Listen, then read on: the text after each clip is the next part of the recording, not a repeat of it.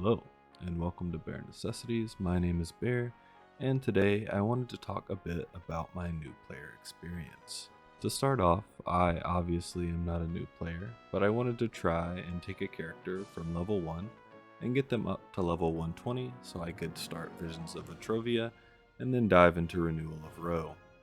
I played a Fury during VOV, but I wanted to change things up for Renewal of Roe and play a Conjurer.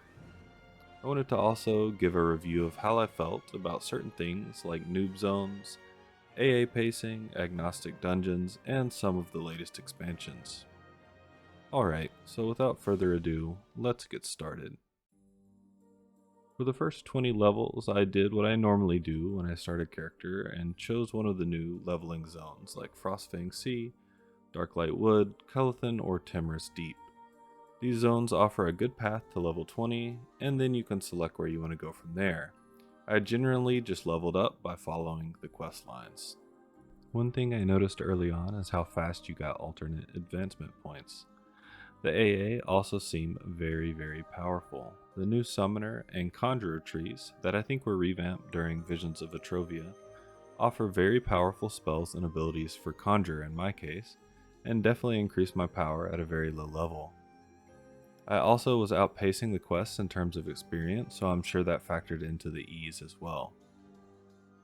I did feel like I got a good overall feel for the basic concepts in Everquest 2 in terms of targeting, attacking, doing quests that required various things like harvesting items, killing things, going specific places, etc.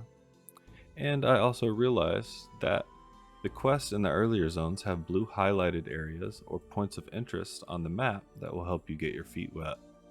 All these are very good things for brand new players. Once I finished all the quests in Frostfang Sea, I was led to Butcherblock Mountains, and I continued questing there for a bit and got a few levels until I remembered Agnostic Dungeons. One note, if you aren't a brand new player, a very simple way to get your first 20 or so levels is by fast traveling to Plane of Magic, grabbing a quick achievement by going through these teleporters that nets you roughly about 20 levels of experience, and then you can go straight into Agnostic Dungeons. So what are these Agnostic Dungeons? Let's talk a little bit about them. Agnostic Dungeons let you experience a number of random dungeons from several different expansions. It's located on your map in Kinos Harbor with this portal thing that kind of looks like a helmet.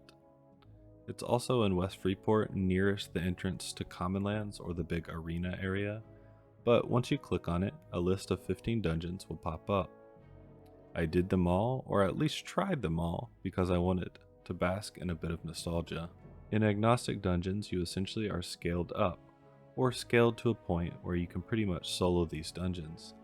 It's definitely cool that I was able to go back and do zones from ROK, TSO, DOV, and beyond, but it did give me a weird feeling. It really doesn't feel like you're playing a live EverQuest 2 server. On EverQuest Emulator, there are certain servers that allow you to essentially do just the same thing as Agnostic Dungeons. You will go into like Crushbone, for example, and be able to fight your way through all the bosses and kill Emperor Devin at the end. And you get all this XP and do these quests while you're there. So maybe since I've done that before, it felt very similar to that.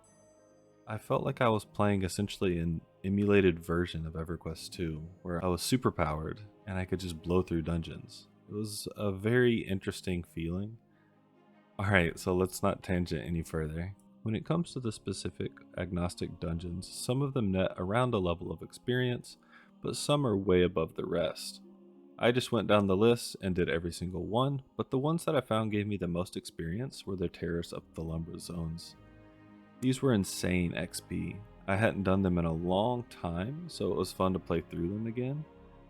But just for reference again, these zones are the Stygian Threshold, the 2 Maldura zones, and the 2 Kralet Penumbra zones. However, as a conjurer, and maybe this is different for other classes, it took me ages to get through the Kralet Penumbra zones. And the Maldura algorithm for Destruction Zone seemed to be bugged or broken. I couldn't place these little canisters of gems that I had received during the zone, so I just left after rereading the zone guide like 10 times and not being able to figure it out. So my recommendation would be to stick to the Stygian Threshold or Maldura District of Ash. Both of these zones would net me anywhere from 2 to 5 levels depending on if I had an XP pot running or had vitality. The XP is really that insane. After looping these for a little while, I realized I could finish Maldura District of Ash in about 10 minutes if I really sped run, so I just started mindlessly grinding it until I hit my mid 90s.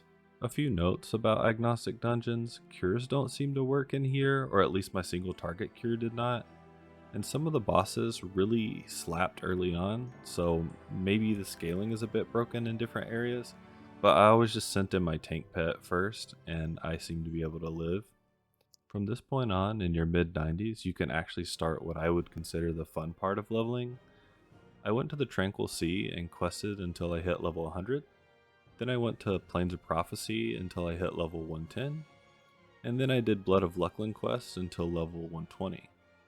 Every expansion after 100 kind of gives you a box of gear that you can just equip. So equipment's really not an issue.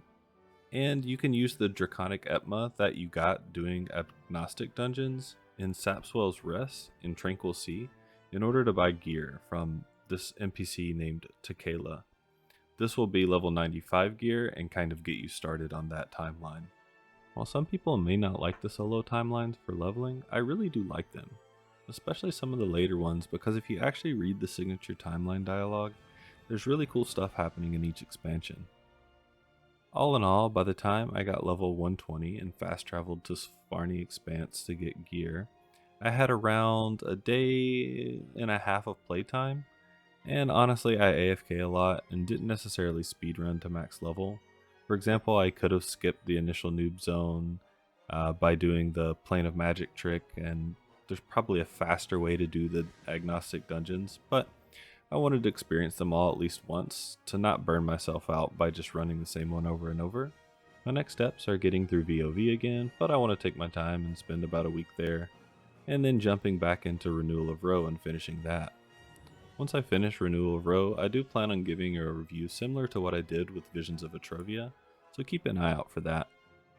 I hope you enjoyed this video, and if you did, like, subscribe, and comment. Thanks for watching, and I'll see you later.